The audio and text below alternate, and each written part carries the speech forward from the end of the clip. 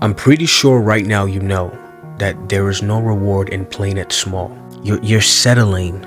Like you know what you want. You know you're capable, but you're settling. You're settling. There is no reward in playing it small.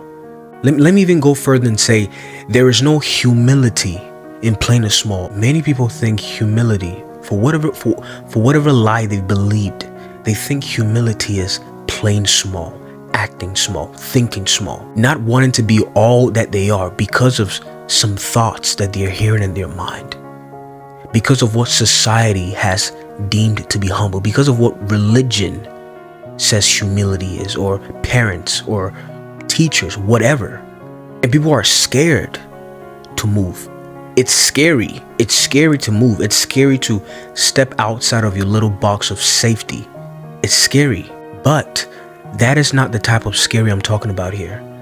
I'm talking about the scare that keeps you stuck because you think you're not capable. The scare that keeps you thinking over and over again how everything could just go wrong. You're labeling yourself as a failure even before you start. So because of that, you settle.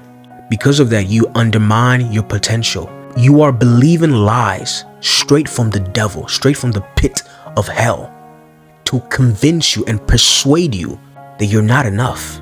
That whatever vision you see, whatever dream that God has put in your heart, whatever desire that you are desiring is just your thoughts and you made it up, and that's not God. So don't dare to go after it because it's not going to work. And then you hear those thoughts and you settle for that. One thing I recommend to people who get so caught up in the lies, I recommend they read the Bible. Look for passages where God is speaking directly to his children, telling them that they are precious. You are mine. You are chosen. I have called you by name. Those are the names God addresses his children. A God who does not love his children will never send himself down to save his children. Will never go through what he went through to save his children. So what makes you think that what the devil says about you is congruent with what God is saying about you? They don't match. And sometimes it's hard. It's hard to differentiate between which one is God, which one is the devil. Because sometimes our own thoughts are against us. Our own mind is fighting us. It's not easy. It's not easy at all. You're never going to have it all figured out. That does not exist. With time, things get figured out on their own. With time, you learn. You become the person to fulfill the desire God has put in your heart. With time, you are your father's son. You are your father's daughter. You need to act like it. You need to take risk like heaven is backing you up, because it is. You need to move like your father is cheering you on, because he is. Take those thoughts captive and bring it under the obedience of Christ right away. Like, no, that is not God. I take you captive and I bring you under the obedience of God. It does not match with who God says I am. It does not match with what God says I'm capable of. It does not match with the desire God put in my heart. So I'm not going to listen to you. I'm going to keep going. You see, most of us are expecting the negative voices, the devil's voice, to go quiet so then we can move. That's never going to happen.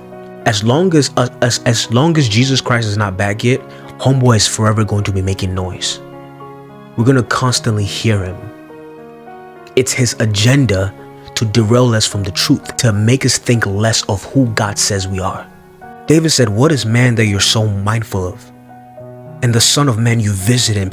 Like, he crowns us every day. So you see, that is what you're supposed to rehearse.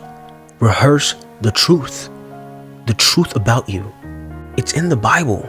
See, when you read the Bible and you get to know God, you get to know yourself.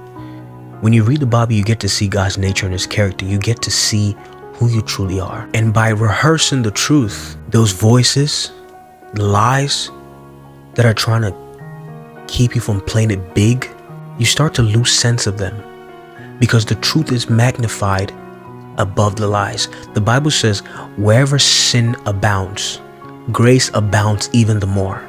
There's going to be problems. There are going to be issues. There are going to be setbacks. It's life. But you best believe where there is something negative, undesirable, there is something desirable above that. There is something positive above that, because that is the principle. Where sin abounds, grace abounds even the more. So I want you to take this. Just take time with yourself and ask yourself, what have I been playing small with? What have I been treating like it's not my purpose? What desire, what assignment, what passion, what business has God given me that I've been treating like a hobby, like a side hustle?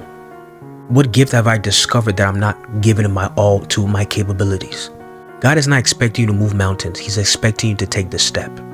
And sometimes the step is not going to be as big as you thought it would. The thing you see in your mind is when God has stepped in and done his part. Right now, you need to do your part. Right now, you need to take your little step. It will not be so little when God moves, when God does his part. Because you see that from the beginning, you were taking roots downwards. So you can have a firm foundation. And then when it's time, you bear fruit upwards. So the whole world can see the beautiful works in you and glorify your Father in heaven. There is no reward in playing small. There is no humility in playing small, in thinking small, in acting small. You are your Father's son. You are your Father's daughter. Act like it, because you have him backing you up.